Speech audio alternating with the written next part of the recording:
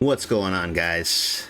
Acco here with another DBFZ guide. This time we're going to be talking about assists. This was a topic on stream a little while ago. People had some questions about how to actually use assists in this game outside of the usual stuff. And it ended up being a very good discussion, and people said that they actually learned a lot from the information that I shared during that stream. So I thought I'd go ahead and sit down and make a full little guide out of it. So whether you're new to the game and you're not sure how to use your assists, or you've been playing for a while and you want some tips on how to better use them, this guide should be helpful. There's a pretty good amount of aspects I want to cover, so let's go ahead and get right into it. So let's start with the basics. When can you call an assist? You can call an assist anytime you are not in hit stun or block stun, meaning basically if you're not blocking anything or if you're not actively being hit, you are allowed to call your assist. To demonstrate how this works on block, I'm going to have 21 attack me and I'm going to mash my assist button. Now you can see, even though there is a gap in how she's poking me, my assist will not come out until a few moments after I have recovered from block. This is to prevent you from potentially abusing assists that come out really quickly or assists that have invulnerability on startup. Another time where you're not able to call assists is after you have been snapped. Once you've been snapped, for a designated amount of time, you are completely locked out from your assists, meaning no matter what you press, your assists will not come out until the lockout has been removed. Now, of course, all assists have cooldown, and this cooldown will begin the moment your assist actually leaves the screen. So a moment after your assist has actually left the screen, it will start to return, and this point is different for each assist. It really just depends on how quickly they actually leave the screen for the cooldown to begin to come back. Now, it is important to note that there are some extra rules that go on top of this that some people may not know about. Certain actions you take as your primary character can stop your assist cooldown from coming back at all. For example, if you are causing your opponent to block an attack, or if you are in the process of hitting them with a combo, your assist will not come back until either of those actions have stopped.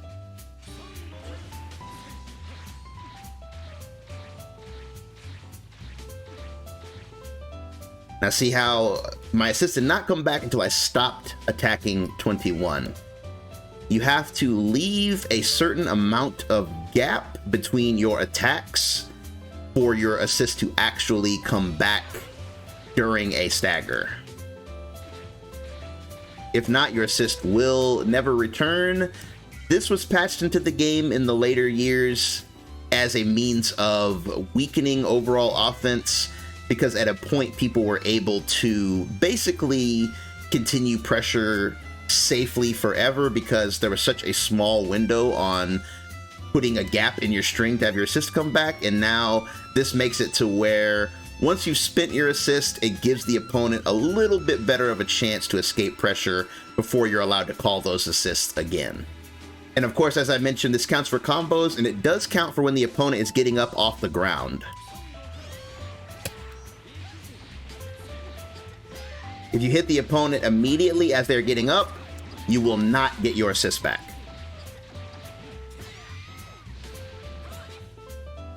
Another action that can prevent you from getting your assist back is simply jumping. If you are airborne at the moment your assist leaves the screen, you have to touch the floor before they can return.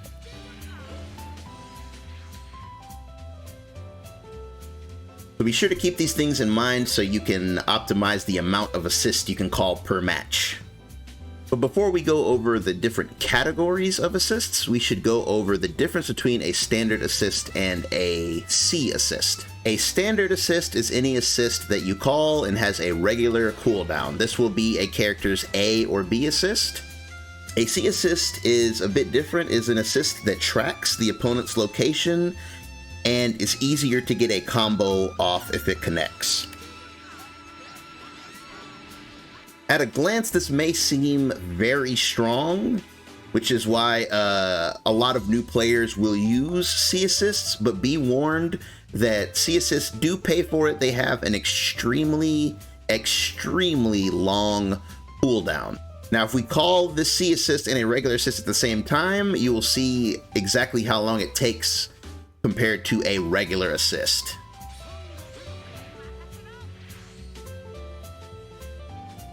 As you can see, the Gohan assist is already back, and I'm able to spend it again, and it's going to come back one more time, and I will be able to spend it a total of 3 times in the time it would take me to be able to just get this back once.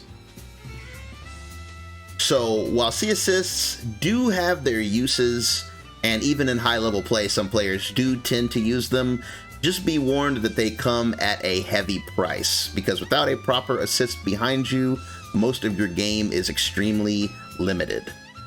Next, it's time to talk about the different categories of assists. There are dozens of different kinds of assists, and honestly, there is a lot of overlap, but usually assists fall into about 3 distinct categories, which is neutral, lockdown, and defense. When you're building your team, you're usually going to want to focus on at least 2 out of the 3, like have at least one of, ideally you would like each of your assists to do one of each, but depending on how you build your team, you might want to go all neutral, you might want to go neutral and some lockdown, neutral and some defense, but at the end of the day, your team is going to have some of these aspects that you're going to focus on during a fight. So to go over some examples, let's start with neutral.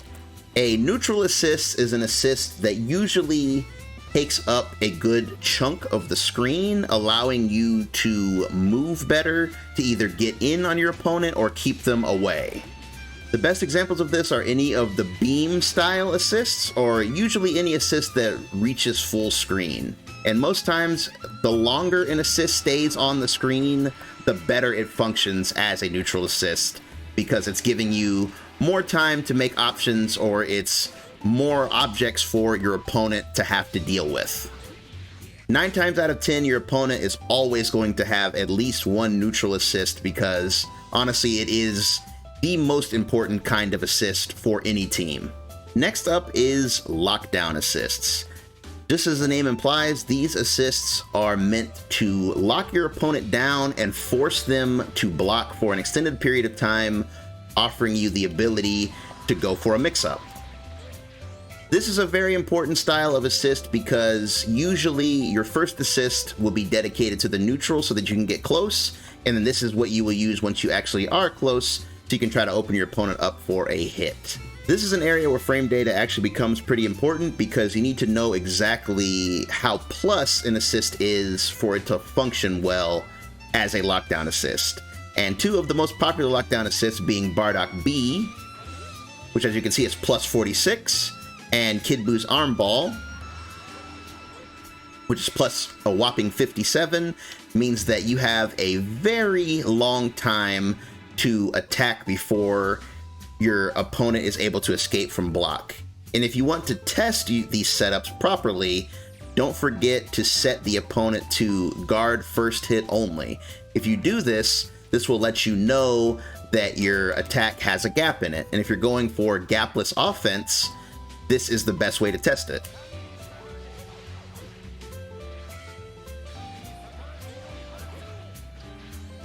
And last but not least, the defensive assist. These assists, as the name implies, are just assists that help keep the opponent off of you, and in most cases start up with invincibility, meaning that if your opponent tries to take their turn, you might have the chance of tripping them up and getting your own combo.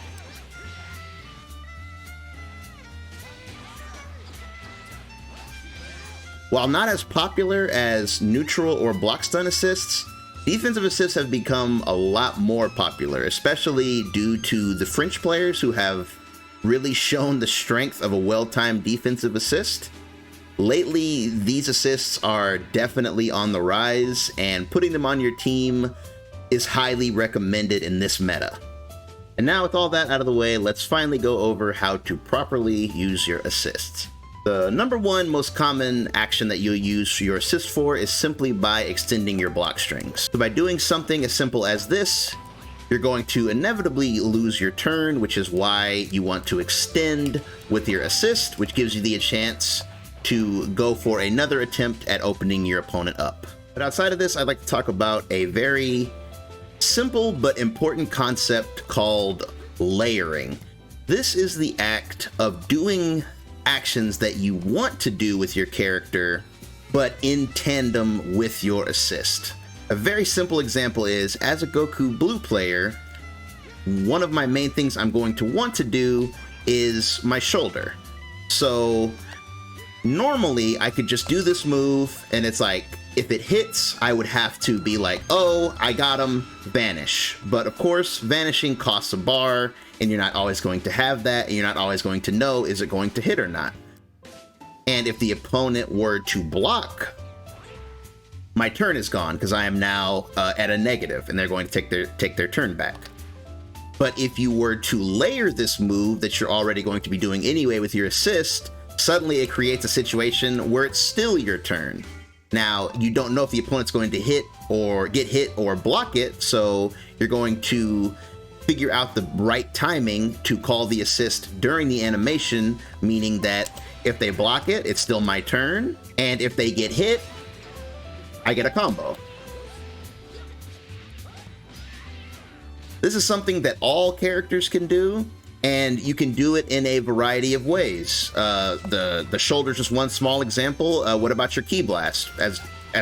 Most characters are going to want to poke for a hit with your Ki Blast, and normally if your Ki Blast hits, you get the urge to vanish, right? Well, once again, vanish puts you into meter penalty, and it costs you bar. What if instead you were to poke with your Ki Blast and call your assist?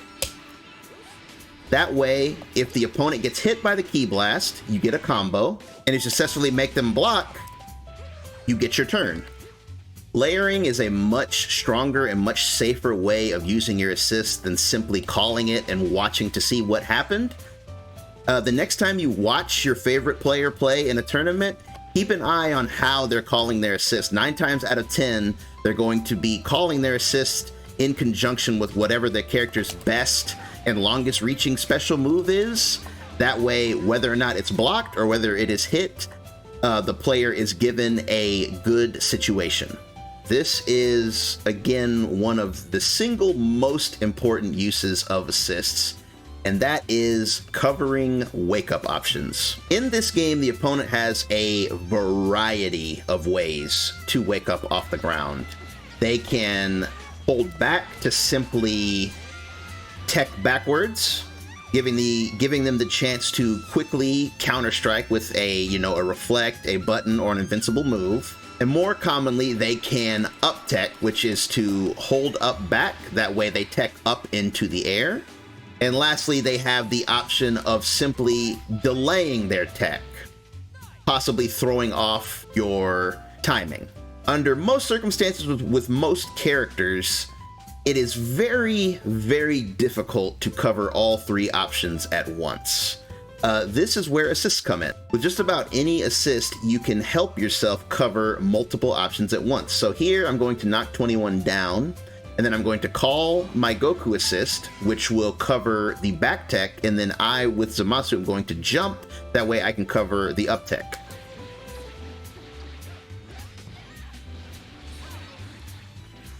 So you see there, in that situation, had 21 back tech, she would have been forced to block the Goku assist, in which I would come down with a lot of plus frames, and if she does up tech, I can simply bring her back down to the ground, again with many plus frames on my side. This is one of the single most important uses of an assist, outside of simply controlling the neutral, just due to the fact of, as I mentioned before, just how crazy the wake up is in this game. And this is another thing, if you pay attention to your favorite player in the next tournament, this is something that you will see being done constantly. And now I would just like to give a few general do's and don'ts about assists. One thing that I strongly recommend you get out of the habit of doing is calling an assist for no reason. This happens a lot at neutral, where you might have an assist that doesn't even reach full screen, but you just feel the need to call something, so you call it, and that is effectively a waste. You want to make sure that when you're calling it, you have to call it for a specific reason. You know, maybe your opponent is approaching you, maybe you're about to land near them. Layering is always a great way to use it, as I said before. Make sure that your assist call has meaning behind it rather than just wasting it. I see this situation all the time where a player will successfully get a hit and then they will call an assist just to get a slight extension. This, in my opinion, is a very bad idea. You shouldn't do this unless it's going to guarantee the kill. If it's not going to guarantee the kill, the little bit of extra meter and damage you're getting is honestly, it's not worth it. If you've already gotten the hit and you can already convert into a decent corner carry, you should absolutely save that assist for either covering their wake up or getting a nice mix up to potentially get another hit, because that another hit, that second hit, you know, or third hit or whatever it is, may lead to a kill. Next up is another very, very important one, especially in this current meta, and that is simply paying attention to what assists your opponent has. Now, I know this may seem like very basic information, but many players do not do this. And what I mean by ignoring it is, does your opponent have the assist available? If so, something like this is extremely dangerous. You have to be very aware of that. If your opponent has a faster neutral assist than you do, it may be a good idea to wait a moment before you call it. That way you don't end up wasting it. And depending on how your assists are set up, you may even have an assist that covers a seemingly very powerful assist. And lastly, I'd like to talk about what I feel is a slightly overlooked aspect of assists, and that is Sparking Blast. Earlier we covered when assists are able to come back and their cooldown. One of the most powerful aspects of Sparking Blast is that it ignores the usual assist rules. Whether you are hitting your opponent or you have them in block stun, you get free assist calls as long as you are in Sparking Blast, meaning like you can call an assist pretty much as you want, and you can keep the opponent locked, and no matter what, you're gonna get it back. And as long as your sparking is up, it will just continue to recover. And when you couple this with the game's basically strongest mechanic, Empty Vanish, which is the act of simply holding the vanish button while in Spark, if you put these two things together, you get a nearly unstoppable situation depending on the timing of the assist and the type of assist that you have. Not to mention, it becomes much easier to simply run out the clock on when you get your assist back.